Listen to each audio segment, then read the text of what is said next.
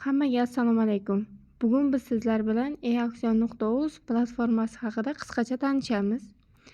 Google ga kirib, eauksion platformasiga kiramiz. Bunda eauksion platformasi, ya'ni savdo elektron platformasi, savdo maydonchasi deb ham yuritiladi. O'zbekiston Respublikasi Prezidentining 2017-yil 27-iyuldagi sud hujjatlari va boshqa organlari hujjatlarini ijro etishda mol-mulkni realizatsiya qilish tartib-taomillari tubdan takomillashtirish chora-tadbirlari to'g'risidagi Qonuni 31-49 son qarori bilan tashkil etilgan.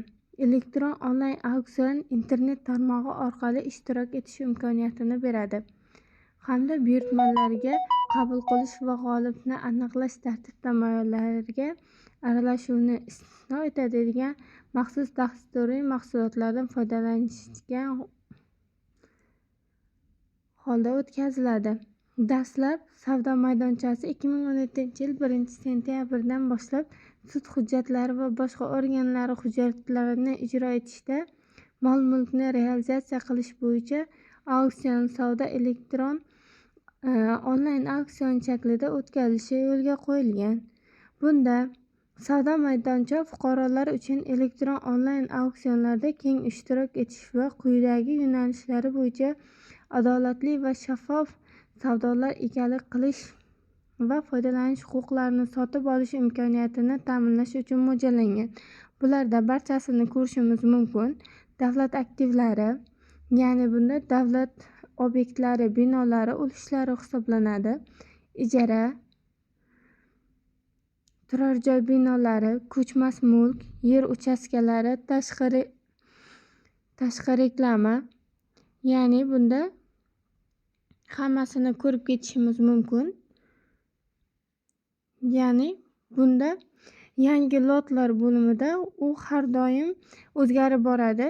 Ya'ni bu yerda auksionga qo'yilgan narsalar, mashina, binolar va boshqalar bunda auksionga qo'yiladi va ariza berish uchun batafsil ma'lumotlari keltirilgan bo'ladi. Ya'ni bunda manzili keltirib o'tilgan bo'ladi. Ya'ni bu yerda menyularida lotlar, yordam, savdo haqida, referensiyalar, interaktiv xizmatlar, korporativ boshqaruv, yangiliklar, bog'lanish bo'ladi. Ya'ni bu yerda yordam bo'limiga kirganimizda sizda qanday savol bo'ladigan bo'lsa, o'sha savollaringizga to'liq ma'lumot ola olasiz. Masalan, ro'yxatdan qanday o'tiladi? Bunga kiradigan bo'lsak, ya'ni sizga ro'yxatdan qanday o'tish hammasini ko'rsatib o'tilgan.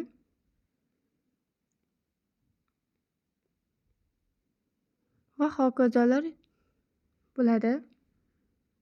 Referensiyalar. Ya'ni referensiyalar bu yerda yer uchastkalarini realizatsiya qilish yo'nalishlari, imtiyozli va referensiyalar. Hamma referensiyalar keltirib o'tilgan.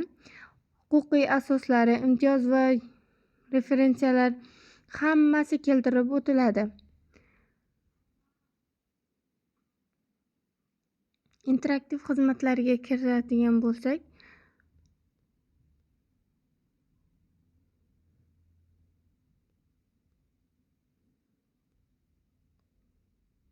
bayonnomani tekshirish, ijara shartnomasini tekshirish, kalit parolni olish hammasi keltirib o'tilgan. Yangiliklar bo'limiga kirganimizda nima yangiliklar bu yerda hammasi ko'rsatib o'tilgan hisoblanadi. Masalan, bu yerda yangiliklardan misol keltiradigan bo'lsak, elektron onlayn auksionlarni tashkil etish jarayonlari 2024-yildan faoliyati o'zgartirilgan. Hammasi keltirilib o'tilgan.